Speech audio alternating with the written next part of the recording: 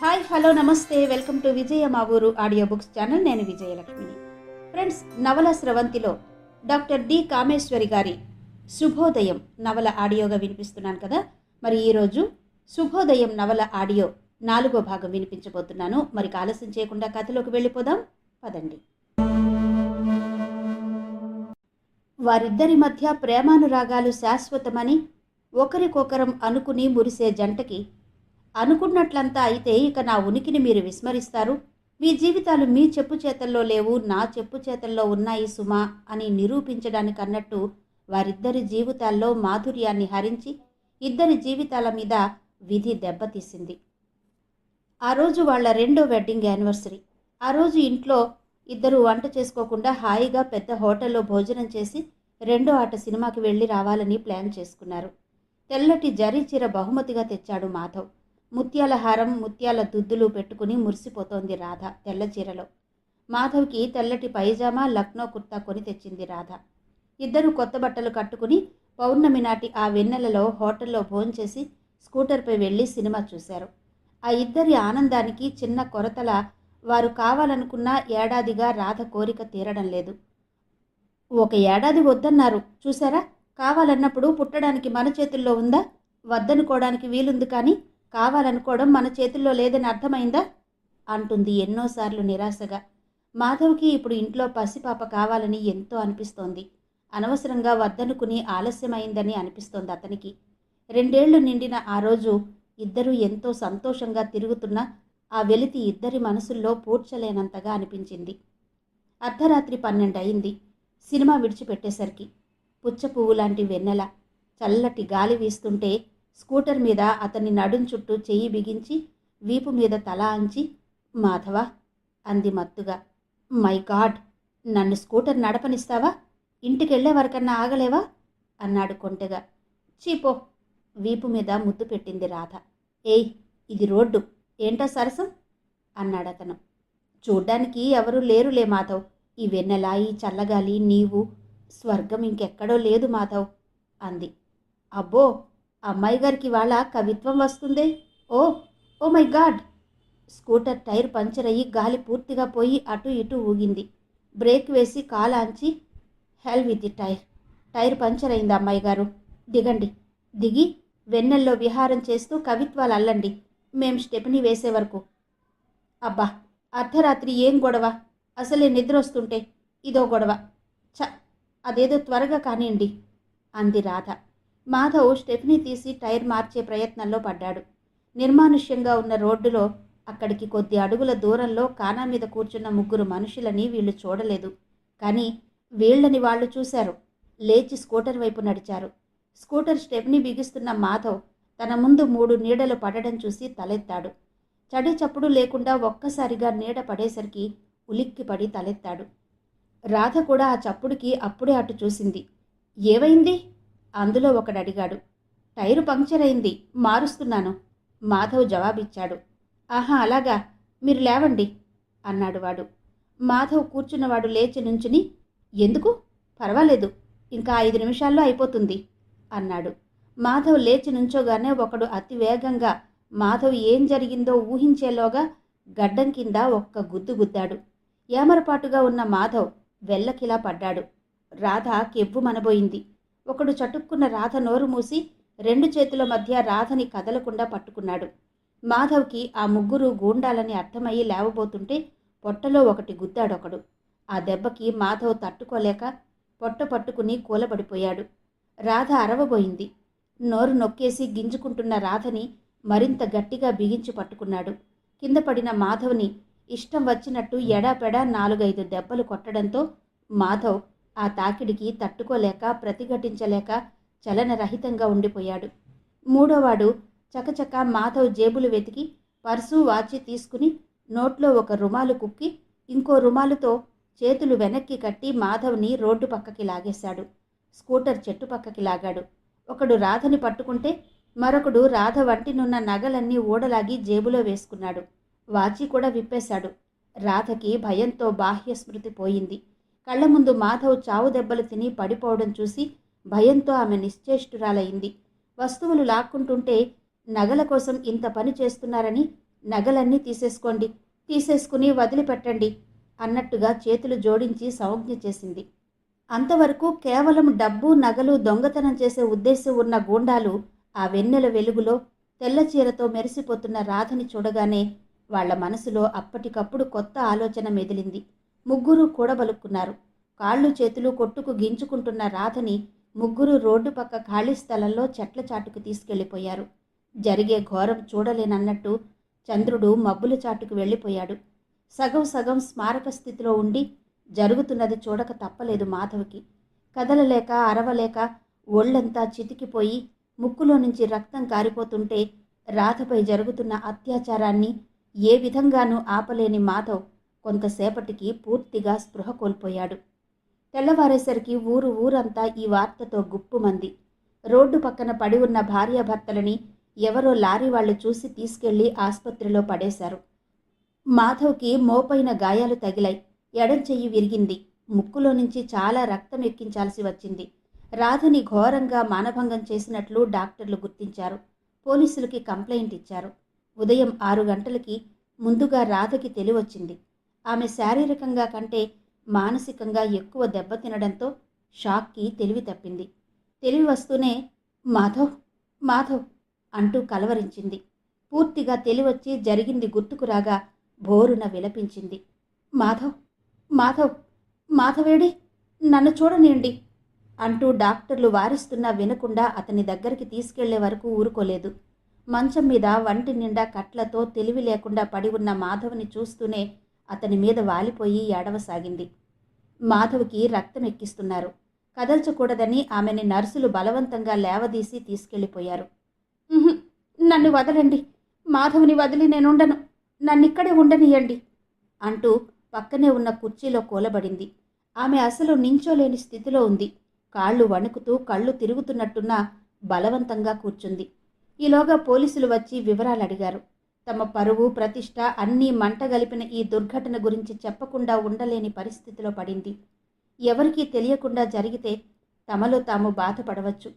తెలివి తప్పిన స్థితిలో ఆసుపత్రిలో చేర్చాక పోలీసులు కేసయ్యాక వివరాలు ఎలా దాచగలరు?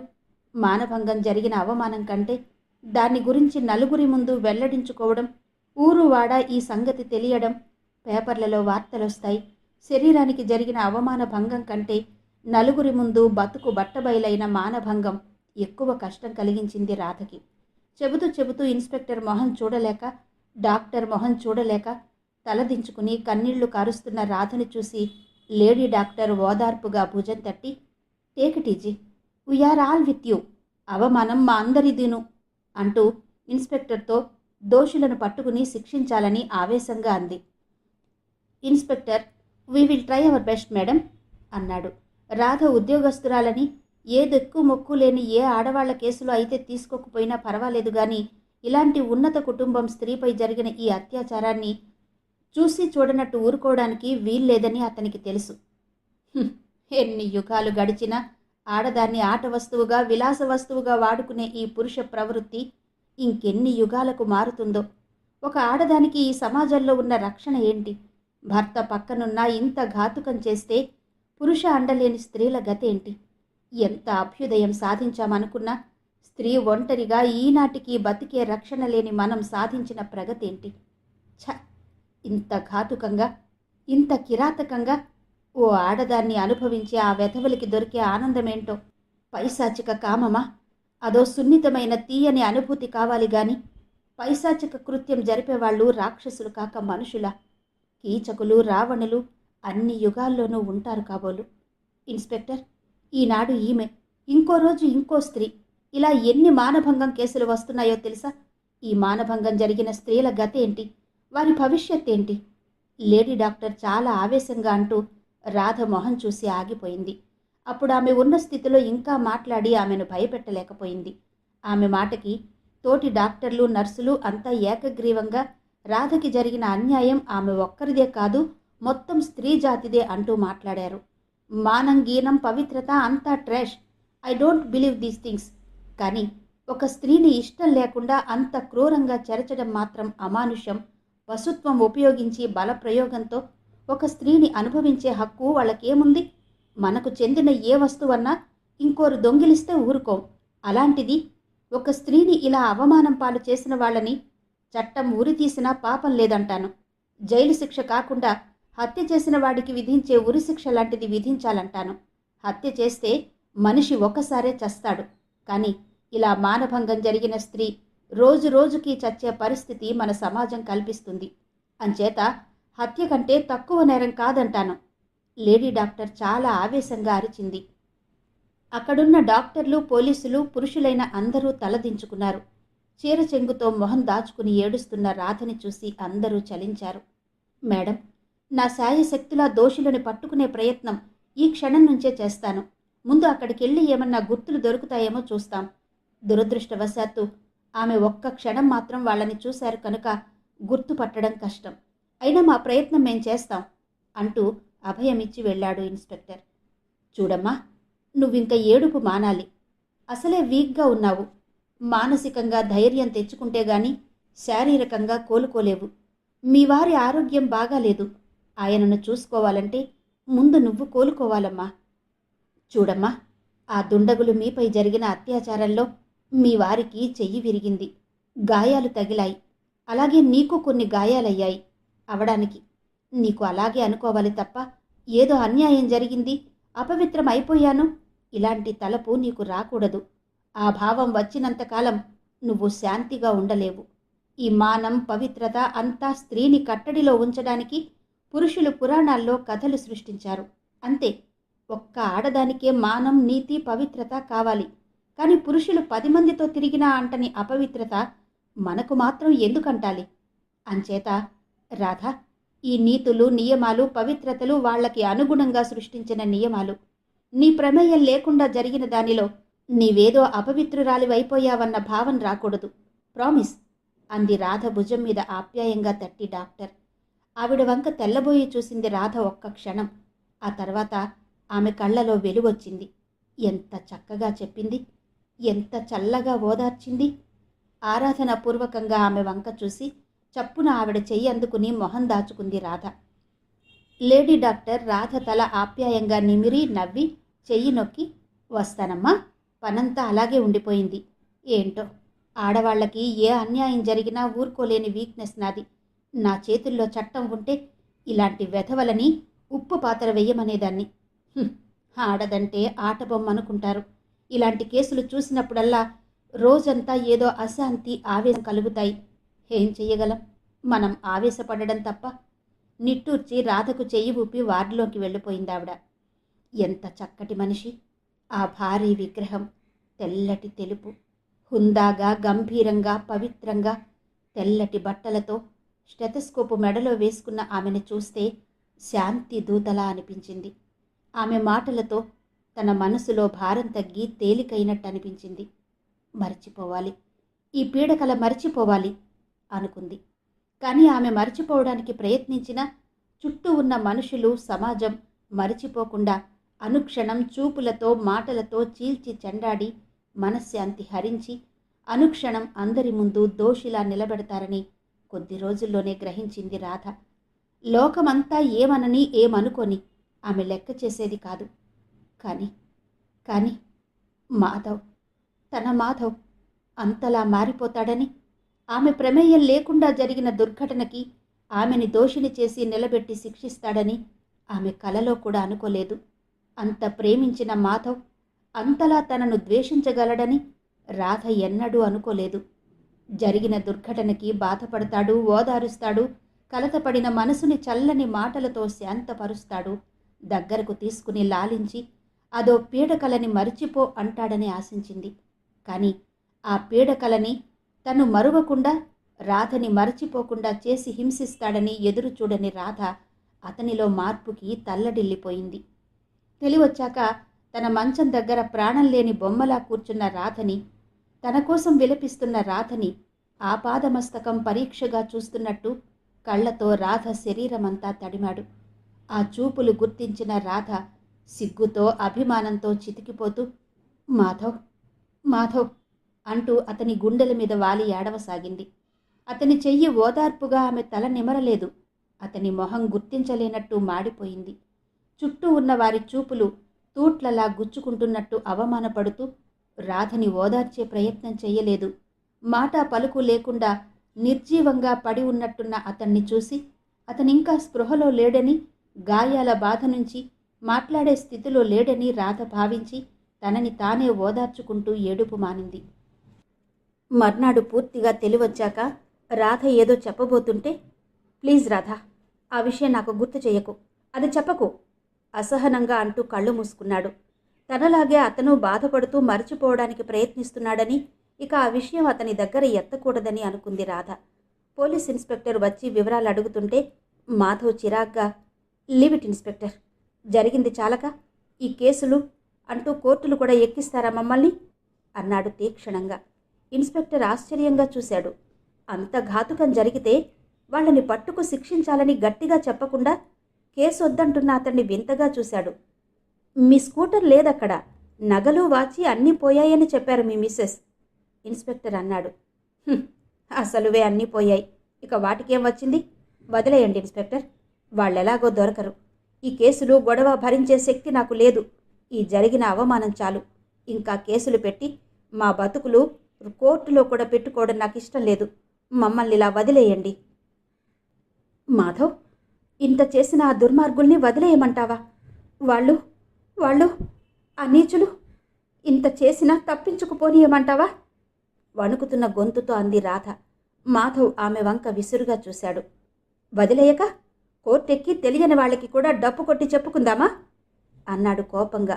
రాధ తలదించుకుంది. ఇన్స్పెక్టర్ అర్థమైనట్టు తల పంకించి, మీ ఇష్టం సార్, కంప్లైంట్ ఇవ్వకపోతే మేమేం చెయ్యలేం. కానీ సార్, ఒక్క మాట, ఇలా పరువు కోసం అలాంటి నీచులని వదిలేయడం వాళ్ళని ప్రోత్సహిస్తున్నట్టు అవుతుంది. ఇంకోసారి ఇలాంటి పని చేసే ముందు భయపడేట్టుగా అలాంటి వాళ్ళని శిక్షించాలి సార్. అలాంటి వాళ్ళని వదిలేయడం కూడా క్రైమ్ అనే అంటారు. ఆ తర్వాత మీ ఇష్టం. ఇన్స్పెక్టర్ అదోలా అని మాధవ్కి షేక్ హ్యాండ్ ఇచ్చి వెళ్ళిపోయాడు. ఆ రోజు అన్ని పేపర్లలో ఈ వార్త వచ్చింది. మాధవ్, రాధ స్నేహితులందరూ ఈ వార్త చదివి నిర్ఘాంతపోయారు. అప్పటికే ఆ నోట ఈ నోట విన్న కొందరు నిజమో కాదో అన్న సందిగ్ధంలో పడి ఎవరిని అడగాలో తెలియక ఊరుకున్న వాళ్ళు పేపర్లో చదివి ఆస్పత్రికి వెళ్లారు.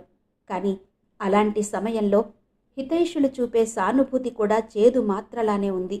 మండే నిప్పుల మీద ఆజ్యం పోసినట్టు, పుండుకెలికి కారం జల్లినట్టు, వాళ్ల సానుభూతి వెనక అవహేళన దాగినట్టు, పనికట్టుకు వచ్చి పరామర్శిస్తున్నట్టు, వివరాలు వినడానికి కుతూహలపడుతున్నారని, తమ వెనక గుసగుసలాడుకుంటూ నవ్వుకుంటున్నారని, దొంగెవరంటే భుజాలు తడుముకున్నట్టు అనిపించడంలో ఆశ్చర్యం లేదు. మాధవ్ పరిస్థితి అలాగే ఉంది. అంతా వచ్చి భుజం తట్టి జాలిగా చూస్తూ, ధైర్యంగా ఉండాలి మాధవ్, రాధగారికి నీవే ధైర్యం చెప్పాలి అంటూ ఆప్యాయంగా పలకరిస్తుంటే ఒక్కొక్కరు వచ్చినప్పుడల్లా మాధవ్ ముఖం వివర్ణమయ్యేది. రాధ ఎవరి వంక తలెత్తి చూడలేనట్టు ఏదో నేరం చేసిన దానిలా తలదించుకుని కూర్చుంది. ఆమె ప్రియ స్నేహితురాలు కొలీగైన సరళ వచ్చి, రాధా డార్లింగ్ కంపిస్తున్న గొంతుతో అని చెయ్యి పట్టుకుంది. రాధ కళ్ళలో నీరు గిర్రున తిరిగింది. చిచి రాధా, కన్నీళ్లు పెట్టడానికి ఏం జరిగిందని? నువ్వు ధైర్యస్తురాలివనుకున్నాను అంటూ ఏం జరగనట్టు మాట్లాడి ఓదారుస్తున్న కొద్దీ రాధ దుఃఖం ఎక్కువైంది. మాధవ్, ఏంటిది? రాధకి ధైర్యం చెప్పవలసింది పోయి మీరే ఏదో కొంప మునిగినట్టు మొహం పెట్టారేంటి అంటూ మొహం గంటు పెట్టుకుని సీరియస్గా ఎటో చూస్తున్న మాధవ్ని చనువుగా మందలించింది. అందరి రాక ఒక వంతు, మాధవ్ తల్లిదండ్రుల రాక ఒక ఎత్తు. 2 ఏళ్ల తర్వాత కొడుక్కి జరిగిన విపత్తు గురించి విన్నాక ఆ కన్న ప్రాణం మరి నిలవలేదు. ఆ 2 ఏళ్లలో భర్త మాట జవదాటలేక ఆవిడ ప్రాణం ఎంత కొట్టుకున్నా మాధవ్ ఇంటికి రాలేదు. మాధవ్ 1-2 సార్లు బజార్లో ఎదురుపడినప్పుడు మాధవా అంటూ ఆర్తిగా పిలిచిందావిడ. తల్లిని చూసి గబగబా నడిచి వచ్చి అమ్మా అంటూ ఆమె చేతులు పట్టుకున్నాడు మాధవ్ ఆనందంగా. ఆ తల్లి కొడుకులు ఆ 10 నిమిషాల్లోనే 10 యుగాల మాటలు మాట్లాడుకున్నారు. ఇద్దరి కళ్ళు చెమ్మగిల్లాయి. అమ్మని మర్చిపోయావా నాయనా? మీ నాన్నగారు లేనప్పుడన్నా రాకూడదా ఇంటికి? నిష్ఠూరం వేసిందా తల్లి. అమ్మా, అలా దొంగతనంగా వచ్చిపోవడానికి నేనేం నేరం చేశానమ్మా? ఎప్పటికైనా నాన్న నా తప్పు లేదని గుర్తించిన నాడు సంతోషంగా వస్తాను. పోనీ నీ కొడుకు ఇంటికి నువ్వెందుకు రాలేదు చెప్పు అన్నాడు నవ్వుతూ. ఆమె జవాబు చెప్పలేక తడబడింది. నాన్నగారికి ఇష్టం లేని పని నీవెలా చెయ్యలేవో నేను అలాగే చెయ్యలేనమ్మా. చేశాను కనుక ఆయన ఇష్టానికి వ్యతిరేకంగా నడవను. ఏదో నాయనా, కావాలని చేసుకున్నావు. మీ ఇద్దరూ ఆనందంగా ఉంటే అంతే చాలు అందామె తృప్తిగా. అవకాశం వచ్చినప్పుడల్లా కొడుకుని దూరం చేసిన భర్తని ఆమె క్షమించకుండా దుయ్యబడుతూనే ఉంది. ఈరోజు మాత్రం ఆవిడ తెగేసి, మాధవ్ని వెళ్ళి చూసి తీర్తాను. మీకిష్టం లేదంటే మళ్ళీ ఈ గడప తొక్కను. వాడు 4 మెతుకులు పెట్టకపోడు. నాది కన్న ప్రాణమండి, ఎలా ఊరుకోగలను అంటూ ఏడుస్తూ రిక్షా తెప్పించుకుని ఎక్కుతుంటే ఆయన వచ్చి మాట్లాడకుండా ఆమె పక్కన కూర్చున్నాడు. మాధవ, ఏంట్రా ఈ ఘోరం? ఎవర్రా ఇంత దారుణం చేశారు? ఆస్పత్రికి వచ్చి గదిలోకొస్తూనే వంటి నిండా కట్లతో పాలిపోయినట్టు పడుకుని ఉన్న మాధవ్ని చూస్తూనే ఆవిడ ఏడుస్తూ కొడుకు మీద పడింది. అవధాని గారు కొడుకుని ఆ స్థితిలో చూసి చలించిపోయి ఏం మాట్లాడాలో తెలియక ఇబ్బంది పడుతూ కొడుకు మంచం దగ్గర నిలబడ్డారు. తల్లిదండ్రుల్ని చూడగానే మాధవ్ మొహంలో కళ వచ్చింది. అమ్మా, వచ్చావా? నాన్నగారు వచ్చారా అంటూ తల్లి చెయ్యి పట్టుకున్నాడు ఆనందంగా. ఎవరు చేశారా ఈ పని నాయనా? నిన్నిలా కొట్టడానికి నీవేం అపకారం చేశావురా వాళ్ళకి? వెధవలు, డబ్బు నగలు తీసుకుంటే తీసుకున్నారు, ఇలా దారుణం ఎందుకు చేశారా? కులం గోత్రం తెలియని దాన్ని పెళ్ళాడినా మీరిద్దరూ సుఖంగా ఉన్నారని తృప్తిపడ్డాను. కుక్క ముట్టిన కొండ అయిపోయిందిరా ఇప్పుడింకా. ఆవిడ ఏడుస్తూ అన్న మాటకి మాధవ్ గతుక్కుమన్నాడు. కుక్క ముట్టిన కుండ. అత్తగారు మామగారు రాగానే మర్యాదగా లేచి మూలగా నిలబడింది రాధ. ఆ మాటకి రాధ మోహన్ నల్లబడింది. మాధవ్ రాధ వంక చూశాడు. రాధ కళ్ళలో తిరిగే నీరు బలవంతాన అదిమి పెడుతోంది. ఎంత కాదనుకున్నా మా కోడలు కాకపోదు. అసలే తలెత్తుకోలేక చస్తున్నాం. ఇప్పుడిక మొహం ఎలా చూపడంరా? అవధాని గారి బాధ అది. వాళ్ళిద్దరూ రాధ ఆ గదిలో ఉందన్నట్టే గుర్తించకుండా, అటువేపన్నా చూడకుండా అంటున్న మాటలని సహించే శక్తి లేక రాధ గబగబా ఆ గదిలో నుంచి వెళ్ళిపోయి వరండాలో బెంచి మీద చతకిలబడి చేతుల్లో మొహం దాచుకుంది. ఇందులో తన నేరం ఏముందని ఇంత నిర్దాక్షిణ్యంగా మాట్లాడుతున్నారు? అత్తగారు స్త్రీ అయి ఉండి కూడా తోటి ఆడదాని గురించి కుక్క ముట్టిన కుండ అంటూ అంత హీనంగా ఎలా అనగలిగారు? అదే ఆవిడ కూతురైతే ఆ మాట అనగలిగేవారా? ఆ క్షణంలో రాధకి తనకెవరూ లేని లోటు తెలిసి వచ్చింది. తన తల్లే ఉంటే కడుపులో దాచుకునేది తనని. తన అవమానాన్ని ఆమెదిగా భావించి ఈ మాట అన్నవాళ్ల నోరు మూయించేది. తనకెవరూ లేరు. ఆ క్షణంలో రాధ ఎంతో ఒంటరిగా ఫీలయింది. తనవాడు అనుకున్న మాధవ్ ఆ 2 రోజుల్లోనే ఎంతో దూరం అయిపోయినట్టు అనిపించింది. ఒంటరిగా, దిగులుగా, భయంగా, దిక్కుతోచనట్టు ఆ బెంచి మీద ఒంటరిగా అలా ఎంతసేపో కూర్చుంది రాధ. ఓ అరగంట తర్వాత అన్నపూర్ణమ్మ, అవధాని గారు బయటకొచ్చారు. బయట కూర్చున్న రాధని చూసి ఆవిడ ఒక్క క్షణం ఆగి ఏదో అనబోయింది. పద అంటూ అవధాని గారు గదమాయించడంతో ఆవిడ ఆయన వెంట వెళ్ళిపోయింది. ఒక్క మాట, ఒక్క సానుభూతి వచనం చెప్పి ఉంటే ఆ క్షణాన రాధకి ఎంతో సాంత్వన ఉండేది. అసలే జాతి మతం లేని కోడలు ఇప్పుడు అందులో కుక్క ముట్టిన కుండ అయిపోగా ఎందుకు మాట్లాడతారు? రాధ విషాదంగా నవ్వుకుని చిన్నబోయిన ముఖంతో గదిలోకి వెళ్ళింది. ఏదో సంఘర్షణకి లోనైనట్టుగా మాధవ్ అశాంతిగా ఆలోచిస్తున్నాడు. రాధని చూసి, ఎక్కడికి వెళ్ళావు?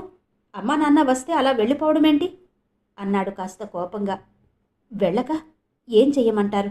నా ఎదురుగానే జాతి లేనిది కుక్క ముట్టిన కుండ అంటుంటే వింటూ సంతోషిస్తూ కూర్చోమంటారా? గాయపడిన మనసుతో అడిగిందామె. ఆ కాలం వాళ్ళు నిష్ఠ నియమం కలవారు. ఒక్కసారిగా ఎలా మారిపోతారు? వాళ్ల పరువు ప్రతిష్ట మంటగలిసిందన్న దుఃఖంతో అంటే అంటారు. మనకే ఇలా ఉంటే పాతకాలం వాళ్ళకి ఎలా ఉంటుంది? మాధవ్ తల్లిదండ్రులని సమర్థిస్తూ అన్నాడు. సానుభూతి చూపకపోగా వాళ్లనే వెనకేసుకొస్తున్న మాధవ్ని, కొత్త మాధవ్ని చూస్తున్నట్టు విస్మయంగా చూసింది రాధ. మాధవ్, ఏ కాలంకి చెందినవారైనా మీ అమ్మగారు ఒక స్త్రీ. తోటి స్త్రీకి జరిగిన అన్యాయానికి జాలి చూపకపోగా అలా అంటే ఆడదానికి ఆడదే శత్రు అని ఎందుకంటారో అర్థమైంది. తోటి స్త్రీ చూపలేని సానుభూతి పురుషులు చూపలేదని వారిని దుయ్యబట్టడం అనవసరం అక్కసుగా అంది రాధ. మాధవ్ మొహం గంటు పెట్టుకున్నాడు. సానుభూతి చూపిస్తే నువ్వు పోగొట్టుకుంది తిరిగి పొందగలవా? ఏదో జవాబివ్వాలని అన్నాడు గాని అతనన్న మాటలు అతనికే పేలవంగా కనిపించాయి. రాధకి ఏనాడు మాధవ్తో ఈనాటి వరకు గట్టిగా మాట్లాడే అవసరం రాలేదు. ఇద్దరి మధ్య చిలిపి కజ్జాలు అలకలు కూడా ఏనాడు రానియ్యకుండా అతనికి అనుగుణంగా తనని మార్చుకుంది. అతనన్నదే వేదంగా దేనికి ఎదురాడకుండా, ఎన్నడన్నా విసుగుతో ఏదన్నా అన్నా పట్టించుకోకుండా సౌమ్యంగా ఉండే రాధకి ఆనాడు తనున్న స్థితిలో మాధవ్ మాటలు, మాధవ్ నిరాదరణ, ప్రవర్తన ఆమెను గాయపరిచింది. కన్న తల్లి లేని నన్ను ఒక్కసారి దగ్గరకు తీసుకుని తల నిమిరితే చాలండి, నేను పొందిన అవమానం మరచిపోయేదాన్ని. ఒక్క మాట కాస్త సౌమ్యంగా మాట్లాడితే చాలండి, నా వేదన మరచిపోయేదాన్ని. తోటి స్త్రీ నుంచి ఆ మాత్రం ఆశించడం అత్యాశ అంటారా? ఒక్క మాట, ఒక్కసారన్నా నా వంక చూడకుండా ఏ పురుగునో చూసినట్టు చూసి వెళ్ళారండి. రాధ రుద్ధ కంఠంతో అంటుండగా కన్నీళ్లు జారాయి. బాగుంది, పెళ్లినాడే వాళ్లతో తెగతింపులయ్యాయి. ఆనాడే నిన్ను అంగీకరించిన వాళ్ళు ఈనాడు ఎలా ఆమోదిస్తారనుకున్నావు? చిరాగ్గా అన్నాడు మాధవ్. అవును, నిజమే, నాది అత్యాశే, క్షమించండి. రాధ ఇక వాదన పెంచడం ఇష్టం లేక కొంగుతో కన్నీరొత్తుకుంటూ మాధవ్ కోసం హార్లిక్స్ కలపసాగింది. ఆ రోజు మొదలు రాధ ఎన్నో సందర్భాల్లో కన్నీళ్లు ఒత్తుకుంటూనే ఉంది రోజు. ఆమె జీవితంలో మాధుర్యం, తీపి, శాంతి అన్నీ ఆ సంఘటనతో హరించిపోయాయి. మాధవ్లో మార్పు శారీరకంగా దెబ్బతినడం వల్ల వచ్చింది కాదని, మానసికంగా వచ్చిన మార్పని నెల రోజుల్లోనే గుర్తించింది రాధ. ఆసుపత్రి నుండి ఇంటికి వెళ్ళాక ఇంకా బలహీనంగా ఉన్న అతను నెల రోజులు సెలవు పెట్టాడు. రాధ కూడా జరిగిన సంఘటన తను మర్చిపోవడానికే కాక లోకులు మర్చిపోవడానికి కొంత టైం కావాలని అందరి ఎదుట పడి అందరి చూపులు, అందరి ప్రశ్నలు, సానుభూతి తట్టుకోవడం కష్టమని సెలవు పెట్టింది.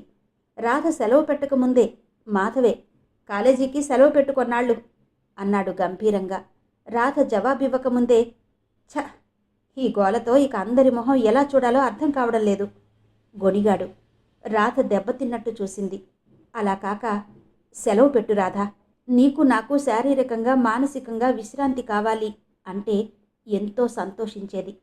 ప్రతి మాటలో తనదే నేరం అన్నట్టు మాట్లాడుతున్న మాధవ్ ధోరణికి కుమిలిపోసాగింది రాధ. ఆఖరికి 20 రోజుల తర్వాత ఉండబట్టలేక అతని గుండెల మీద తల అంచి, మాధవ్, ఎందుకిలా మారిపోతున్నావు? నేనేం పాపం చేశానని? నా అపరాధం ఏంటి మాధవ్? ఇందులో నా నేరం ఏముందని ఆ రోజు నుంచి నన్నిలా శిక్షిస్తున్నావు? అతన్ని చుట్టేసి బావురుమంది. ఆ 20 రోజులుగా మాధవ్ రాధని చేతితో కూడా తాకలేదు. ఇదివరకు అనుక్షణం ప్రతి పనికి రాధ రాధ అంటూ పిలిచే మాధవ్ ఇప్పుడు రాధంతట రాధ వచ్చి చేసే వరకు పిలవడు, లేదా తనే చేసుకుంటున్నాడు. చెయ్యి విరిగింది కనుక స్నానానికి, బట్టలు మార్చుకోవడానికి రాధ మీద ఆధారపడక తప్పలేదు. ప్రతి క్షణం వెంట వెంట తిరుగుతూ ఏవో కబుర్లు చెబుతూ నవ్విస్తూ పసిపిల్లాడిలా తిరిగే మాధవ్ ఇప్పుడు 24 గంటలు పక్క మీదే గడుపుతున్నాడు. పుస్తకం చదువుతూ మధ్య మధ్య అన్యమనస్కంగా అలా గుండెల మీద పుస్తకం పెట్టుకుని నిద్రపోతాడు. ట్రాన్సిస్టర్ పక్క మీద పెట్టుకుని మాట పలుకు లేకుండా అలా ఉండిపోతాడు. ఆ ఇంటి ఆనందమే లోపించింది. నవ్వులే కరువయ్యాయి. రాధ పలకరిస్తే జవాబు చెబుతాడు. ఏదన్నా చెబుతుంటే ఊకొడతాడు. అప్పుడప్పుడు రాధని పట్టి పట్టి చూస్తుంటాడు. ఇంటికెవరన్నా వస్తే అతని ముఖ కవళికలు పూర్తిగా మారిపోతాయి. నిస్తేజంగా, నిర్లిప్తంగా ఉండిపోయిన అతన్ని చూస్తూ బలహీనంగా ఉన్నాడని కొన్నాళ్లు సరిపెట్టుకుంది. శక్తి పుంజుకున్నాక అతని ధోరణి మారకపోవడం గుర్తించి అతనిలో మార్పుకి కారణం గ్రహించింది. మాధవ్, మాట్లాడు మాధవ్, నువ్వెందుకలా అయిపోతున్నావు? కారణం చెప్పు మాధవ్, విలపిస్తూ అడిగింది. మాధవ్ ఒక్క క్షణం తడబడ్డాడు. నవ్వడానికి ప్రయత్నిస్తూ, ఎలా అయిపోయాను? అంత గండం గడిచి బయటపడ్డాను. నీరసం అది ఇంకా తగ్గలేదు అన్నాడు కుంటి సంజాయిషి ఇస్తూ.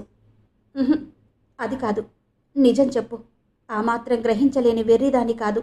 ఎవరో చేసిన దానికి నన్ను దోషిని చేసి ఇలా దూరంగా ఉంచుతావా? నీ ప్రేమ, అనురాగం అంతా ఏమైపోయింది? చెప్పు మాధవ్, నన్నెందుకలా చిత్రహింస పెడుతున్నావు? మాధవ్ ఆమె చూపులను ఎదుర్కోలేని వాడిలా కళ్ళు వాల్చుకున్నాడు. ప్లీజ్ రాధా, ఆ షాక్ నుంచి నేనింకా తేరుకోలేదు. నన్నిలా కొన్నాళ్ళు వదిలేయి రాధా. కళ్ళు మూసినా తెరిచినా ఆ దృశ్యమే కనబడుతుంటే నన్నేం చెయ్యమంటావు చెప్పు? నన్ను అర్థం చేసుకో రాధా. రాధ అతని గుండెల మీద నుంచి చివ్వున తలెత్తింది. మాధవ్, అయితే నా శరీరం మీద మాత్రమే నీ ప్రేమన్నమాట. నా మనసు నీకక్కర్లేదన్నమాట. నా మనసులోని పవిత్రత, నా ప్రేమ, నా అనురాగం, వాటన్నిటికంటే నా దేహమే నీకు ముఖ్యమన్నమాట. దేహం మలినపడింది కనుక నన్ను దూరం చేస్తున్నావన్నమాట. మాధవ్, మనసా వాచా నిన్నే ప్రేమించి నా మనసు తనువు అర్పించాను. ప్రేమిస్తున్నాను, ఆరాధిస్తున్నాను. నీవే దేవుడివి అనుకున్నాను. నిన్ను తప్ప నా మనసులోకి మరొకరిని రానియ్యలేదు. నా ప్రమేయం లేకుండా నా శరీరం అపవిత్రమైతే దానికిలా శిక్షిస్తావా? గాయపడిన మనసుతో రోషంగా అంది.